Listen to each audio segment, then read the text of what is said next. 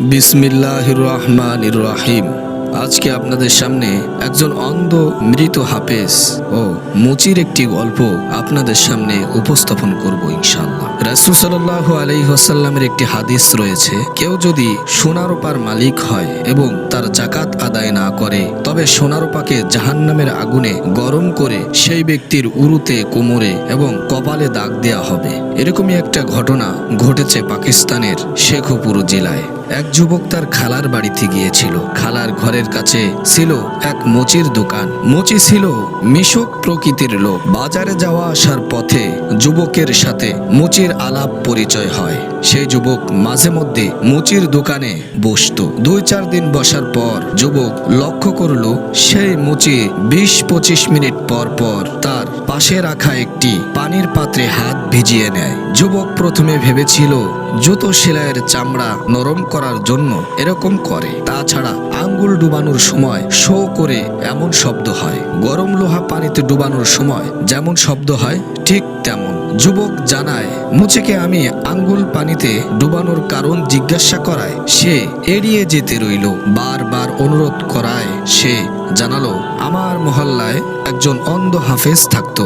সেই হাফেজ আমার নিকট টাকা পয়সা আমানত হিসেবে জমা রাখত। কিছুদিন পর হাফেজকে আসতে না দেখে খবর নিয়ে জানতে পারলাম হাফেজ ভীষণ অসুস্থ। আমি তাকে দেখতে গেলাম, জিজ্ঞাসা করলাম, আপনি তো মরে যাচ্ছেন, কিন্তু আপনার টাকা কি করব? হাফেজ বলল, তুমি টাকা তোমার কাছে রাখো, যদি আমি মরে যাই তবে কবর দেওয়ার সময় টাকার থলে আমার মাথার কাছে রেখে দিও। হাফেজ পরের দিন মারা গেল। তার দাফন কাজে আমি অংশ নিলাম এবং তার কথা মতো টাকার থলে মাথার কাছে রেখে দিলাম। গভীর রাতে চিন্তা করলাম কবরে টাকা রাখার কোনো লাভ নাই, খামাখা ওই পোকায় খেয়ে ফেলবে। আমি তো হাফেজের শেষ ইচ্ছা অনুযায়ী তার লাশের পাশে টাকা রেখে দিয়েছি, এখন যদি বের করে আনি কোনো ক্ষতি হবে না।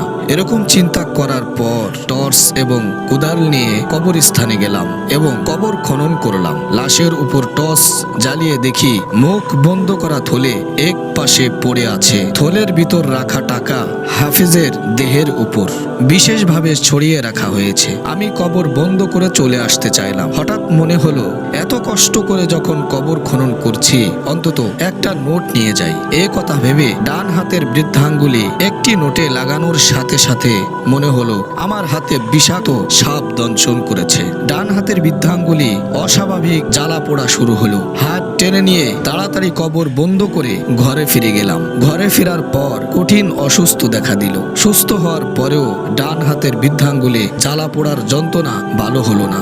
চিকিৎসায় বহু টাকা ব্যয় করেছি, তবে আঙ্গুল পানিতে ডুবালে শো করে শব্দ হওয়ার পর কিছুটা আরাম অনুভব করি। দিনে রাতে সব সময় আঙ্গুল জ্বলতে থাকে।